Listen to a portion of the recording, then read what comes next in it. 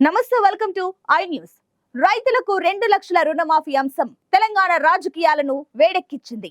రుణమాఫీ చేశాము కాబట్టి విసిరిన సవాల్కు కట్టుబడి హరీష్ రావు రాజీనామా చేయాలని సీఎం రేవంత్ డిమాండ్ చేస్తున్నారు. రుణమాఫీ మొత్తం పూర్తి కాలేదు కాబట్టి రేవంతే రాజీనామా చేయాలని హరీష్ కోరుతున్నారు. మరోవైపు తమ ప్రభుత్వం చెప్పిన మాట ప్రకారం 2 లక్షల రుణమాఫీ చేసిందని కాంగ్రెస్ ప్రభుత్వం విజయోత్సవాలు చేసుకుంటున్నది. అయితే రైతులందరికీ రుణమాఫీ జరగలేదని, 60% మంది రైతులకు లబ్ధి కలగలేదని బీఆర్ఎస్ ఆరోపిస్తుంది. నిజంగానే తెలంగాణలో అర్హులైన రైతులందరికీ రుణమాఫీ జరగలేదా అనే ప్రశ్నలు వినిపిస్తున్నాయి. చాలా మంది రైతులు ఇంకా తమకు రుణమాఫీ కాలేదని ప్రభుత్వ కార్యాలయాల చుట్టూ తిరుగుతున్నారు. మరి అందరికీ రుణమాఫీ ఎందుకు జరగలేదు? లోపం ఎక్కడ జరిగింది? అధికార విపక్ష వాదనల్లో నిజం ఎవరి వైపు ఉంది? Let's watch the story. 2 లక్షల రుణమాఫీ జరిగిపోయింది. ఇక హరీష్ రావు రాజీనామాయే మిగిలింది. హరీష్ రాజీనామా చేయాల్సిందే. ఇది ముఖ్యమంత్రి రేవంత్ రెడ్డి డిమాండ్. రుణమాఫీ మొత్తం జరగలేదు. సగం మంది రైతులకు కూడా మాఫీ కాలేదు. మాట నిలబెట్టుకోలేని రేవంత్ రాజీనామా చేయాలి. ఇది హరీష్ రావు డిమాండ్.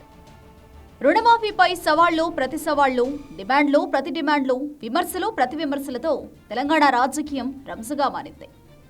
కాంగ్రెస్ పార్టీ అధికారంలోకి వస్తే రైతులకున్న 2 లక్షల లోపు రుణాలను మాఫీ చేస్తామని కాంగ్రెస్ పార్టీ హామీ ఇచ్చింది. డిసెంబర్ 9 నాడే మొత్తం రుణాలను మాఫీ చేస్తామని కూడా ప్రకటించింది. అయితే డిసెంబర్ 7న కొలువుతీరిన కాంగ్రెస్ ప్రభుత్వం డిసెంబర్ 9న రుణమాఫీ చేయడం సాధ్యం కాలేదు. ఆగస్టు 15లోగా రుణమాఫీ పూర్తి చేస్తామని తర్వాత ముఖ్యమంత్రి రేవంత్ రెడ్డి దేవుళ్లపై ప్రమాణం చేసి మరీ ప్రకటించారు.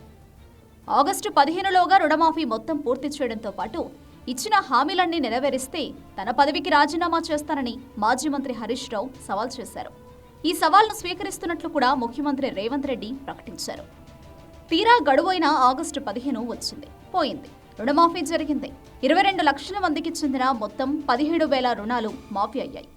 చెప్పిన మాట ప్రకారం ఆగస్టు 15న రుణమాఫీ పూర్తి చేశాము కాబట్టి హరీష్ రావు రాజీనామా చేయాలని ముఖ్యమంత్రి రేవంత్ రెడ్డి డిమాండ్ చేశారు. హరీష్ రావు, నీకు సీము నెత్తురుంటే, సిగ్గు లజ్జ ఉంటే రాజీనామా చెయ్యి. నువ్వు కూడా నీ మామలకనే సిగ్గు లేనోనివైతే ఏట్ల దుంకి సావు. దీనికి హరీష్ రావు నుంచి స్ట్రాంగ్ కౌంటర్ వచ్చింది. మొదట రుణమాఫీ 40,000 కోట్లు అన్నారని, తర్వాత దాన్ని 31,000 కోట్లుగా పేర్కొన్నారని చెప్పారు. తీరా చూస్తే కేవలం 22 లక్షల మందికి చెందిన 17,000 కోట్లు మాత్రమే మాఫీ అయ్యాయని హరీష్ చెప్పారు. మొత్తం రుణాల్లో సగం మందికి మాత్రమే రుణమాఫీ అయిందని, ఇది మొత్తం రుణమాఫీ అయినట్లు కాదని హరీష్ చెప్పారు.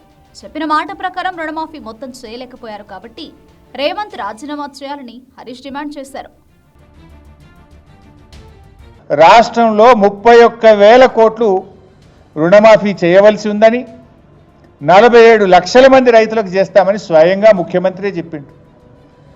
మరి 31,000 ఇద్దరు నాయకుల సవాళ్లు ప్రతి సవాళ్లతో తెలంగాణలో రాజకీయ వాతావరణం గందరగోళంగా మారింది.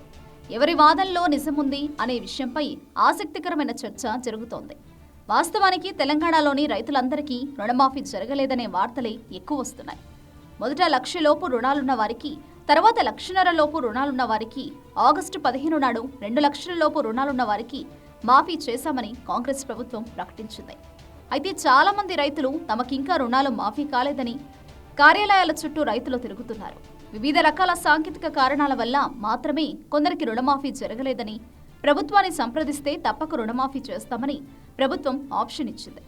దీంతో రుణమాఫీ జరగని రైతులు ప్రభుత్వ కార్యాలయాల్లో దరఖాస్తు చేస్తున్నారు. ఇందుకు రైతులందరికీ రుణమాఫీ ఎందుకు జరగలేదనే ప్రశ్న ఉదయిస్తుంది. దీనికి అధికారులు, కాంగ్రెస్ నాయకులు వివిధ రకాల కారణాలు చెబుతున్నారు. కేవలం 2 లక్షల లోపున్న రుణాలు మాఫీ అయ్యాయని, అంతకన్నా ఎక్కువ రుణాలున్న వారికి సంబంధించిన రుణాలు మాఫీ కాలేదని తెలిసిందే. అంటే ఎంత రుణం ఉన్నా అందులో 2 లక్షల లోపు మాత్రమే ప్రభుత్వం మాఫీ చేస్తుంది. అలాంటి వారి జాబితా ఇంకా సిద్ధం కాకపోవడం వల్లనే మొత్తం రుణమాఫీ జరగలేదని తెలుస్తోంది. ఇక రెండో కారణం, రుణమాఫీకి సంబంధించిన మార్గదర్శకాలను అమలు చేసే విషయంలో కూడా కొంత గందరగోళం జరిగినట్లు తెలిసిందే.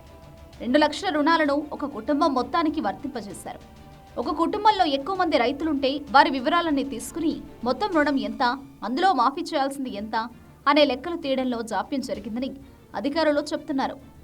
ప్రభుత్వ ఉద్యోగులు, ఐటీ చెల్లించే వారికి కూడా రుణమాఫీ జరగలేదని వార్తలు వస్తున్నాయి.